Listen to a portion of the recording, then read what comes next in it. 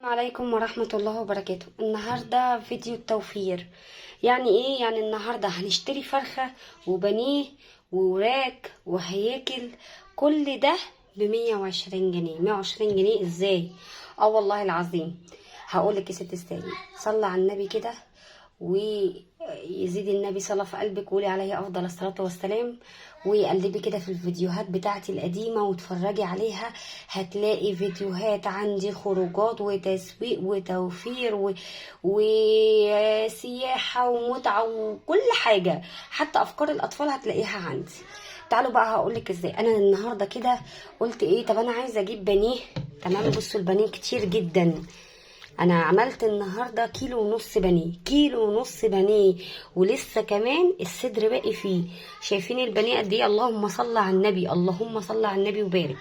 نزلت لبتاع الفراخ، انا قلت بقى مش كل مره هجيب كيلو البانيه ب 180 جنيه، وكيلو الوركين يبقوا كبار كده ويقطعوا لي 70 جنيه، لا.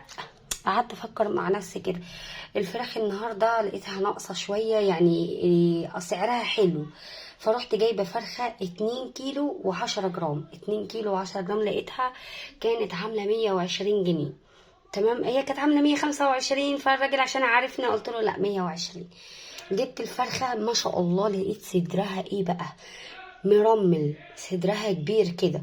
قلت لا انا هسلق الفرخه كلها، لا مش هسلقها، سبتها شويه تاخد وتدي على الايه، على التلاجة كده. وبعدين رحت غسلاها، ورحت ايه مقطعه الوراك ومقطعه الهياكل والكبده والقنصه. بصراحه لسه عاملاهم على البوتاجاز بصراحه كده بالتومه، وكلتها انا والعيال.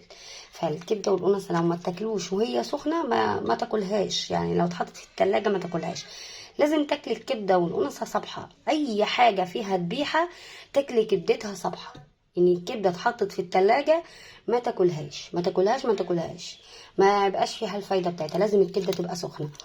طيب صليتي بينا على النبي، صليتي بينا على النبي عليه افضل الصلاه والسلام، ونور دارك بكل خير يا رب، وعروض التوفير معانا ما بتخلص.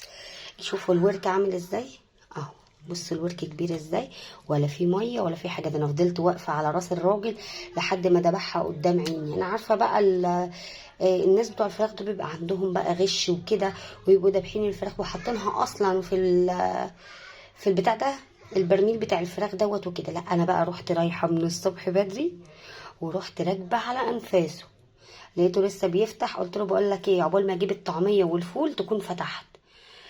وانا واقفه عند بتاع الطعميه عيني عليه كده بشوفه بقى وهو بيطلع الاقفاص والحاجات. اول ما لقيته طلع قلت له هوب هات لي احسن فرخه عندك. اه والله الراجل استغرب، قال لي طب لسه؟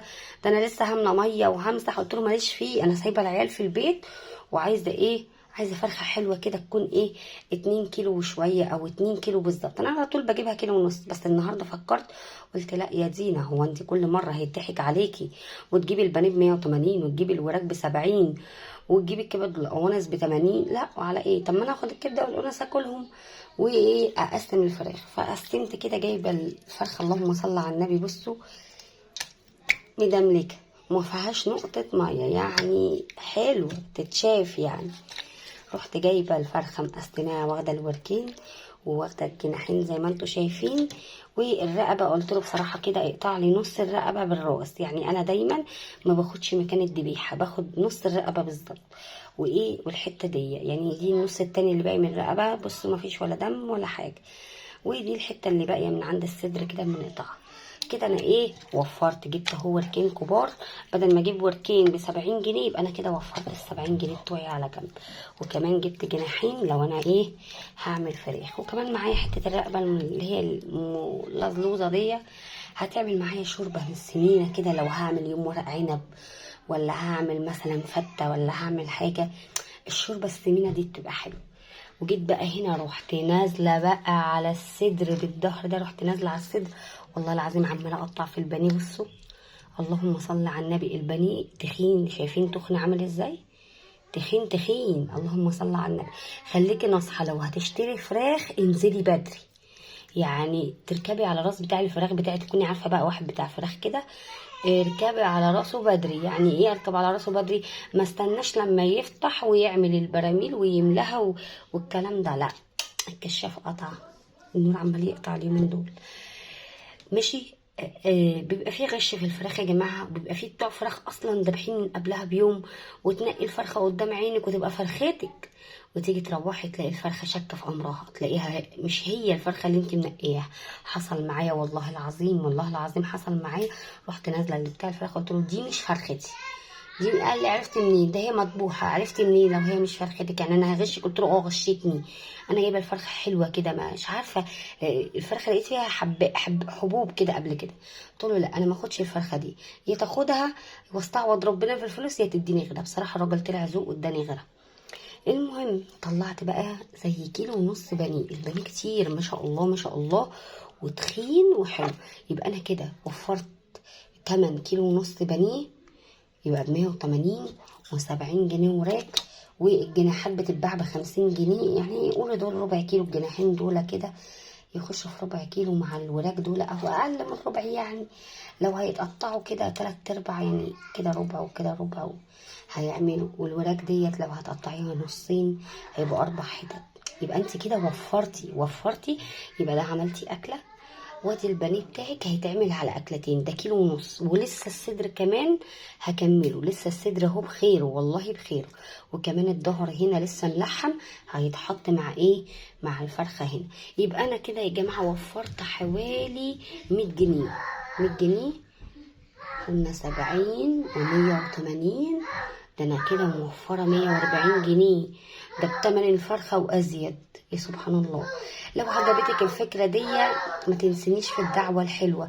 بس عايزه اقول لك على ملحوظه، دول ما يتحطوش في الفريزر كده، ده دول هيتنقعوا الاول، هيتغسلوا في ميه وملح وكاري، ميه وملح وورق رولو وفلفل اسمر وليمون.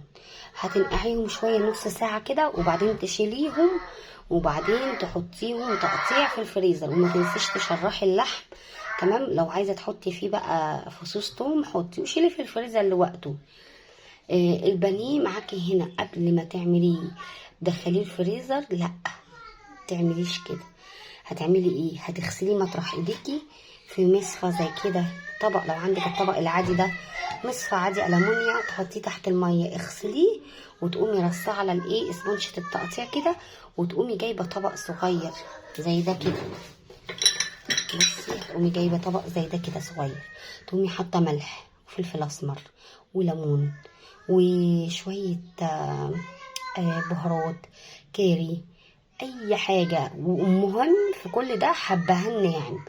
وتقومي رصه البانيه كده حتت حتت حتت، وتملي ايه كده ومن فوق كده، وتقومي موزعه الايه الرشه دي كلها، وتسيبيه شويه مدة مثلا 3 دقايق، وتقومي جايبة اطباق فويل او الكيس زي ده كده بتاع الفراخ، وتقومي رصة عليه وتلفي الورقة كده، يعني ترصي وتقومي لفة كده كده. تمام. تقومي رصة البانيه بتاعك ومدخلاه على الفريزر لأي وقت عايزة تعملي بانيه. انت خلاص عندك كيلو ونص بانيه وعندك الفراخ، يبقى انت كده عملتي الفراخ بالطريقة الصح وعملتي البانيه بالطريقة الصح، ووفرتي على نفسك مبلغ وقدره. بس اما لو انتوا بقى اكتر من حوالي 3 افراد او فردين، تجيبي بقى فرختين وتعملي نفس الفكرة. تعملي نفس الفكرة اللي انا عملتها دي، دبري بيها. لو ما عجبتكيش الفكرة يبقى انا برضو استفدت بيها وافدتك وافدت غيرك. ولو الفكرة ما عجبتكيش استنيني فكرة كبيرة تانية وتالتة. ولو انت عندك فكرة افضل قوليلي في التعليقات. لا يا زينة انت ممكن تعملي حاجة